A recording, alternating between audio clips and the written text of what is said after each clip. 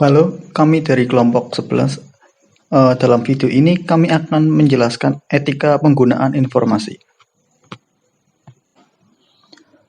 Plagiarisme dijelaskan dalam Peraturan Akademik Bab 24 Pasal 61 Ayat 3. Plagiat termasuk ke dalam pelanggaran akademik berat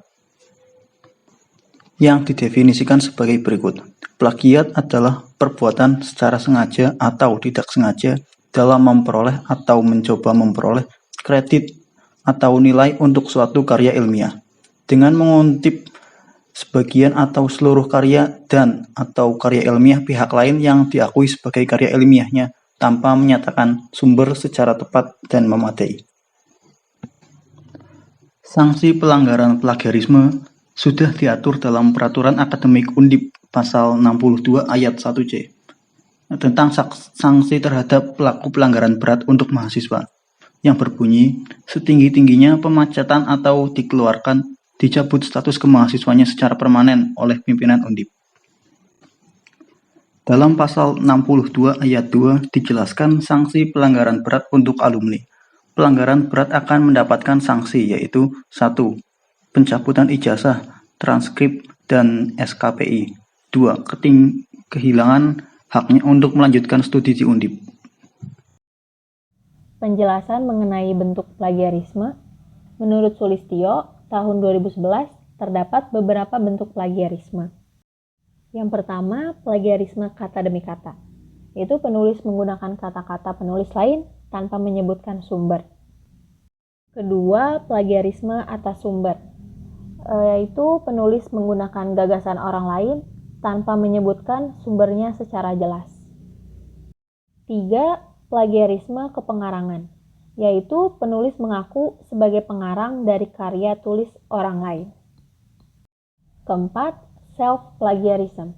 Hal ini terjadi saat di mana penulis melakukan plagiasi pada karyanya sendiri, yang sebelumnya sudah dipublikasikan di jurnal lain. Jika ingin mengambil ide atau gagasan dari karya sebelumnya, penulis harus memberikan sumber karya sebelumnya. Penjelasan cara menghindari plagiarisme. Cara yang dapat dilakukan agar terhindar dari plagiarisme adalah: pertama, pengutipan. Menggunakan 2 tanda kutip jika mengambil langsung satu kalimat dengan menyebutkan sumbernya, lalu menuliskan daftar pustaka sesuai dengan panduan dari institusi masing-masing.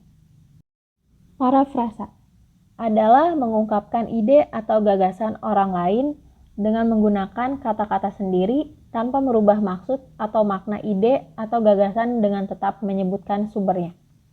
Selain itu, agar terhindar dari plagiarisme, dapat juga dengan menggunakan alat atau aplikasi pendeteksi plagiarisme seperti Turnitin atau menggunakan alat pengelola citasi dan daftar pustaka seperti Mendeley. Selanjutnya yang akan kita bahas yaitu tutorial penggunaan referensi manager, yaitu Mendeley. Salah satu contoh alat pengelola citasi dan daftar pustaka adalah Mendeley. Di sini akan dibahas mengenai 3 hal. Yang pertama yaitu proses mendownload, yang kedua proses instalasi, dan yang ketiga tutorial penggunaan. Pertama-tama yang akan dibahas yaitu proses mendownload. Untuk melakukan pendownloadan, hal yang pertama kali yang harus kita lakukan yaitu melakukan pencarian di platform web dengan mengetikkan Mendeley di search box. Kemudian pilih yang www.mendeley.com. Setelah itu, klik download Mendeley Desktop for Windows.